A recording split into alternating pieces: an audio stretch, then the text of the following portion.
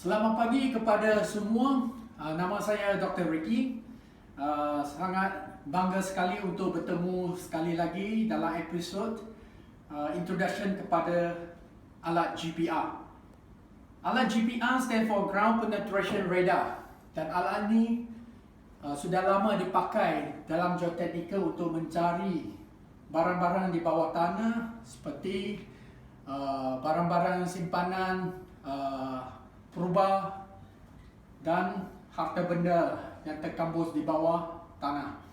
Akan penggunaan alat GPR ini sudah memindah daripada geoteknika ke bandar untuk kerja-kerja penyelesaian atau pencarian pengelakan daripada excavation safety, bagi kerja-kerja pengorekan untuk keselamatan pengorekan dan perancangan pengorekan yang lebih teratur.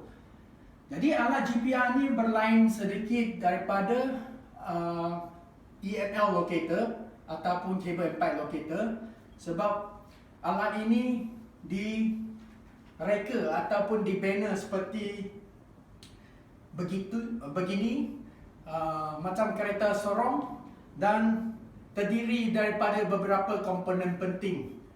Okey, untuk satu set GPR dia terdiri daripada antena. Box antena ini dalamnya mempunyai bowtie antena yang daripada frekuensi lebih kurang 25 MHz sampailah ke 3 GHz ataupun ada yang sampai 3.5 GHz. Jadi bentuk dan saiz antena box ini sangat tergantung kepada frekuensi antena, dan frekuensi antena mempengaruhi saiz dan bentuk antena tersebut. Okey. Jadi untuk balik kepada penggunaan GPR untuk utility sebagai operator ataupun pengguna, adalah sangat penting sekali untuk pengguna mengenal pastikan kerja apa yang perlu dibuat, aplikasinya untuk apa, dan itulah yang menentukan jenis GPR yang mana, frekuensi antena yang mana yang akan dipilih untuk kerja tersebut. Okey, sebagai contoh, kita kembali kepada underground utility detection ataupun on-site damage prevention during excavation. GPR yang sesuai untuk mengesan ataupun dipakai untuk underground utility detection dan on-site real-time damage prevention during excavation adalah seperti yang dinamakan ground penetration radar, dan frekuensi di antara 100 MHz sampailah lebih kurang sedikit rendah daripada 1 GHz. Maksudnya 1 GHz itu adalah 1000 MHz. Okey. Jadi ini salah satu GPR yang banyak sekali terpakai dalam industri utility detection, dan frekuensi yang terbina dalam GPR ini terdiri daripada 250 MHz dan juga 700 MHz. Jadi untuk frekuensi 250 MHz itu membolehkan operator untuk mengesan utility yang lebih dalam. Akan tetapi frekuensi yang rendah, walaupun membolehkan frekuensi tersebut menembus ke kedalaman yang lebih dalam, dia akan juga trade off. Okey, maksudnya sebaliknya, image ataupun radiogram yang terpapar dalam data logger ataupun screen itu akan tak begitu sahih lah. Okay, the resolution is low. Kalau untuk memakai antena yang sama dan kita mempunyai 700 MHz. Itu memberikan resolution yang lebih tinggi. Jadi untuk utility yang lebih dekat dan sekitar 2.5 meter kedalamannya, bolehlah di-scan dengan lebih jelas dengan higher frequency 700 MHz. Okey. Jadi untuk operator yang memilih peralatan adalah penting, di mana sering kita memerlu satu pertimbangan, buat satu pertimbangan di mana kalau bajet mencukupi, alat tersebut haruslah lebih daripada satu frekuensi. Okey, dengan tersebut, pemilihan tersebut, operator dapat membandingkan apakah yang high frequency dan low frequency tersebut memberikan informasi yang seiras ataupun informasi yang lebih dibandingkan satu sama lain. Itu adalah penting untuk operator membuat satu keputusan sebelum pembelian peralatan atau investment ke atas peralatan. Jadi GPI ni secara umumnya ada yang berbentuk 2 roda, ada 4 roda, ada pula yang 3 roda macam kereta sorong. Okey, yang roda tersebut tujuannya adalah untuk dia punya pergerakan di lapangan. Okey, terserah kepada pengguna untuk buat keputusan jenis bentuk apa, rasanya tak begitu penting. Tetapi dalam pemilihan alat dari segi platform yang lebih user friendly, yang platform yang didesain untuk memudahkan operator untuk menjalankan kerja dan membuatkan kerja dengan lebih senang, adalah lebih penting daripada bentuk tersebut. Okey, pemilihan frekuensi sangat penting dan platform yang membolehkan operator untuk menjalankan operasi dekat lapangan dengan lebih mudah adalah kriteria yang penting. Okey. Jadi di sini contohnya ada antena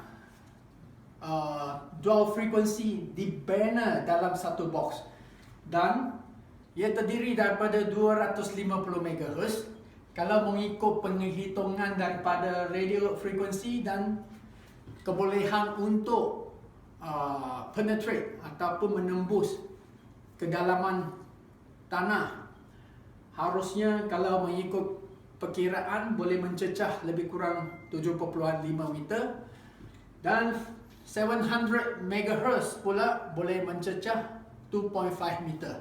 Itu dengan keadaan yang dikatakan sempurna. Okey.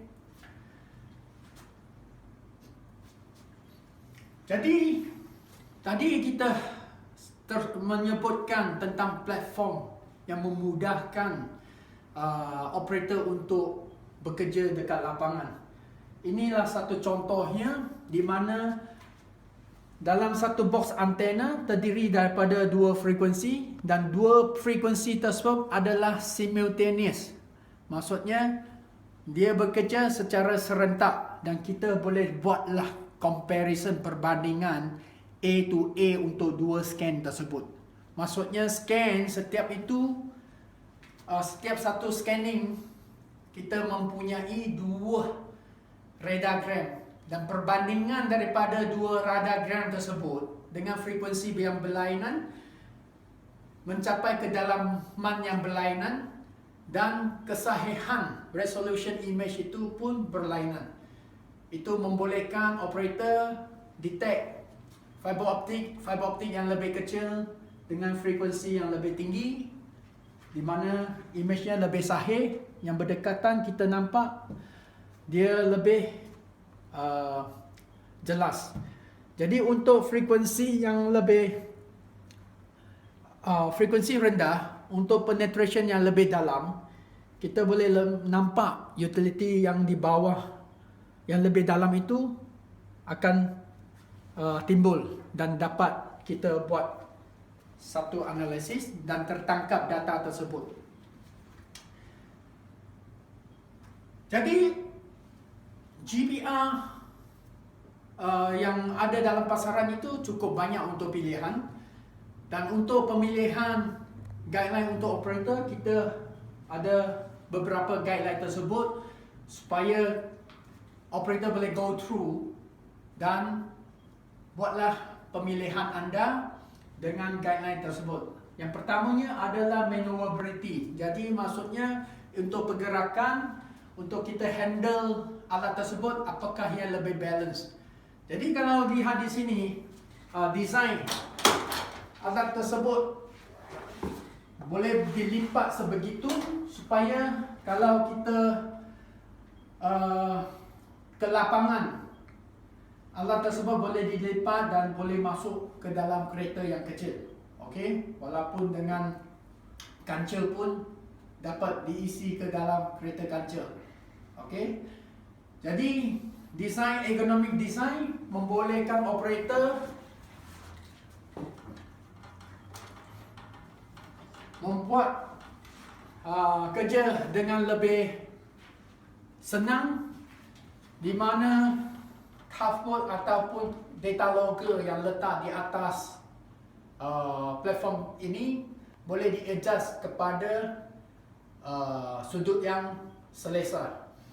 Dan juga bagi saiz badan yang tinggi atau rendah, kita boleh adjust handle tersebut dengan senang supaya untuk dipakai untuk semua operator yang berbadan tinggi besar ataupun yang berbadan sederhana. Kita dapat adjust secara ergonomics. Okay. Ada satu perkara yang penting mengenai GPR, dan alat ini dinamakan ground coupling radar, dan sentiasa bersentuhan, perlu bersentuh dengan permukaan jalan, dan waktu operasi akan menghauskan tapak antena tersebut.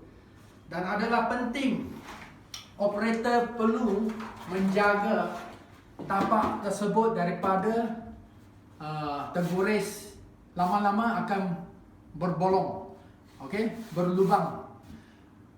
Dan kalau dah antena box berlubang, akan merosakkan antena di dalam apabila wap air dah masuk. Jadi untuk setiap pembelian alat, pihak RDG secara percuma akan menghadiahkan 2 free poly skid, ya. Skid yang daripada bahan poli tersebut untuk protection kepada skid original. Okey, dan ini perlu dari waktu ke waktu untuk menggantikan poli skid tersebut. Okey, jadi untuk tambahan antena yang dikatakan more than one frequency adalah penting. Ini sebagai satu contohnya, di mana contoh ini bersama DBKL kita ambil di Ampang Utara, ya. Ampang Utara dengan pipe yang mereka ketahui kedalamannya, dan kita buatkan scanning.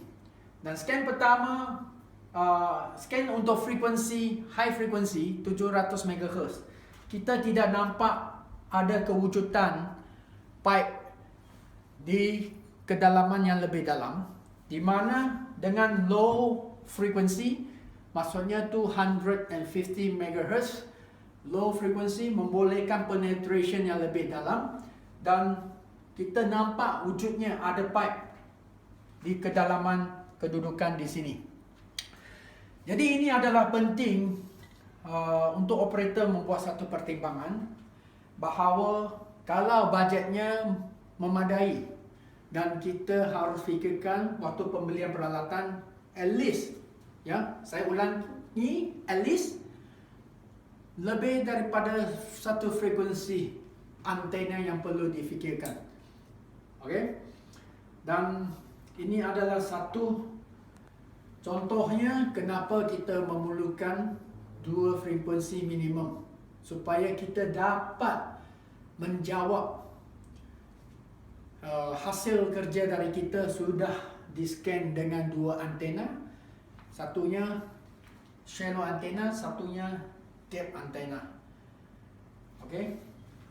Dan untuk semua GPR operator, untuk menggunakan GPR dengan lebih efektif, dengan lebih betul caranya, dan untuk membuat kerja lebih bagus, kita ada beberapa kursus yang dapat ditawarkan daripada pihak RDG Supply.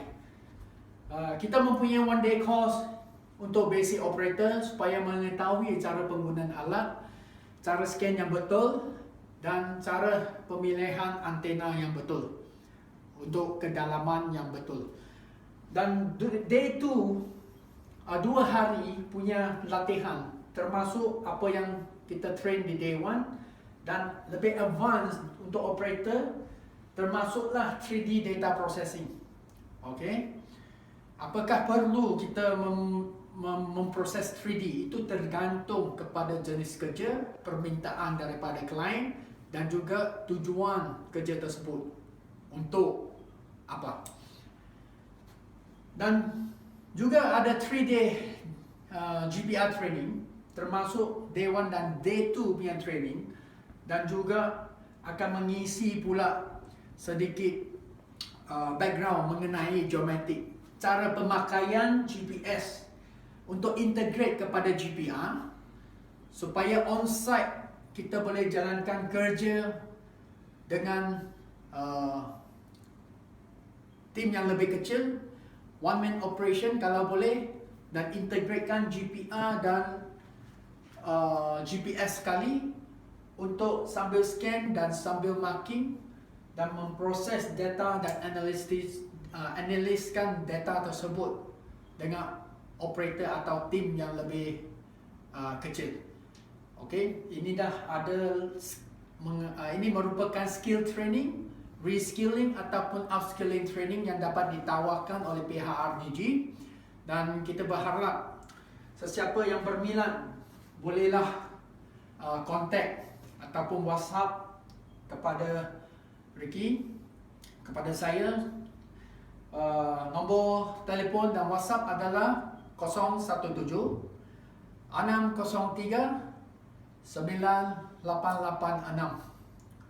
Okey, begitu saja perkongsian hari ini, dan kita berharap pembangunan yang lestari dan juga data utility bawah tanah dapatlah bersama-sama untuk semua pihak, semua lapisan daripada utility owner, kontraktor, surveyor, dan juga authority, termasuklah utility owner sendiri, dapat mengetahui apa cara, apa teknologi yang ada dalam pasaran, dan bagaimana kita boleh manage, mengurus data tersebut, dan manage penggunaan ruang bawah tanah yang terhad untuk pembangunan lestari.